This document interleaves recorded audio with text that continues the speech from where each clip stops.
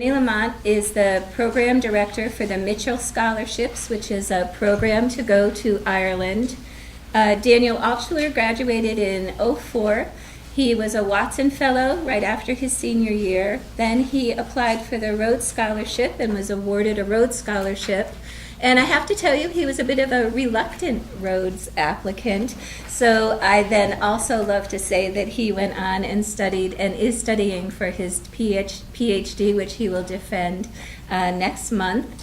And the reason I'm going to rattle on a couple of things about a couple of different fellowships and scholarships that the people before you represent is because you're quickly going to see that it's not unusual to apply for more than one scholarship. And I want to let you know that that is something that you may end up doing. You may choose one, but you may end up applying for a couple of different ones.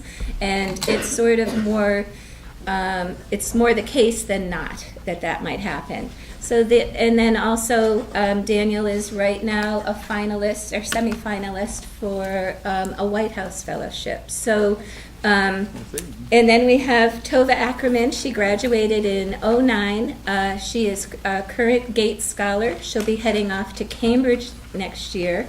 The Rhodes Scholarship is to go to Oxford.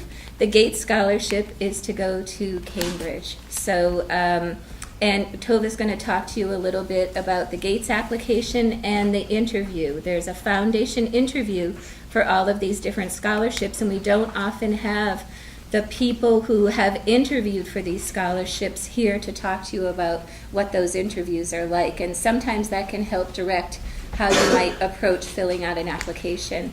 And Bessie Young, she'll graduate in May. She has just been awarded a Luce Scholarship, and the Watson Foundation did tell me that it's okay for me to also tell you that she was also awarded a Watson Fellowship. And well, I don't know if Bessie would even tell this story, but the truth of the matter is, as soon as she had heard about the Watson Fellowship coming to Amherst, which might be the case for some of you, I hope many of you will come to the meeting on Thursday for the Fulbright and the Watson. We will have past Watson Fellows and Fulbrights at that meeting. But Bessie really always thought that was going to be the fellowship for her. And then she learned about this Luce Scholarship, which she'll talk about, which is for work in an Asian country. And then when she was nicely given the choice to decide between the two, and then came to understand that it was more the Luce that she was interested in. So I'm pointing this out to you because it's important to know two things. You may get your heart set on something. You may apply for something and think that is it. But it might be that just going through this application process opens up some doors for you, doors for thinking about things. First of all, you have to think about what you really want to do. Somebody else is going to pay for this. So it's your opportunity to dream. You can dream and say, I want to try this. I want to do this. I want to go to the UK. I want to go to Ireland. I want to go work in an Asian country. And if you don't fill out the application, it's not going to happen. They're all going to talk about different parts of the application. The one thing, and I truly want the sophomores and obviously juniors to listen up on this one, the letters of recommendation. They are really, really an important part of this process. And once you have people that are going to write strong letters for you, in the future, when you're going to graduate school, whatever you're going to do, you are going to know you have these letters, that you're not even going to be afraid anymore to ask these people to write for you, because you already know they have written this really strong letter for you. But they can't write that letter for you unless they know you. And I am struck by the number of students that come into my office and say, well, I don't know if this professor knows me, or I don't know if the person that I worked for really knows me. Well, it's your job to get them to know you. So right now, tomorrow, start going to office hours. Start talking to the professor that you believe might be one of your professors to write on your behalf. For some of these applications, for the Rhodes, you need 8 letters. For the Mitchell, you need 6 letters. For the Gates, you need just 3. Just 3 letters. But you need them across disciplines, you need them across fields, you need them from your professors, you need them from people that you've worked for, you need them from people you've done internships with, you need them if you've had the opportunity to do research. Those are the people that you want to have write for you. And if you're just doing your work and you're doing your research and you're not getting to know the people around you, they're not going to be able to write a strong letter for you. And it's your job to get to know them.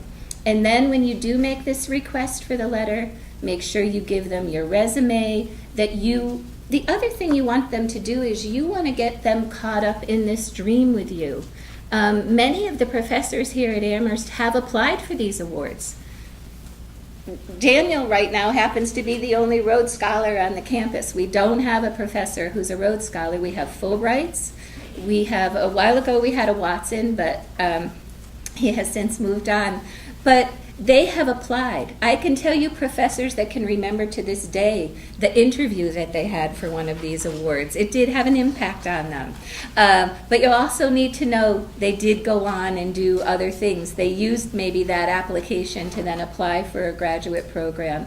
I was just saying, I just got an email from somebody today that just got into a really good program. And I don't think she was just saying this necessarily to make me feel good. But I do believe she really meant it when she said going through the process of applying for one of these scholarships helped her feel as if she could apply for a really good program that she ended up getting into at Harvard. So these can be a good stepping stone for you. They take a lot of work, a lot of energy, but it's worth it. So I'm going to start by having Jennie talk to you about the Mitchell. The only thing other thing I'll say is after this meeting, if you're interested in applying for any one of these scholarships, and especially if after you go to Thursday's meeting, plan to set up a time to meet with me. I'll have you bring your transcript and a resume to our meeting. We'll talk about what you're interested in, what your dreams are, and we'll see if maybe we can't help you, at least if nothing else, present a really strong application to one of these foundations.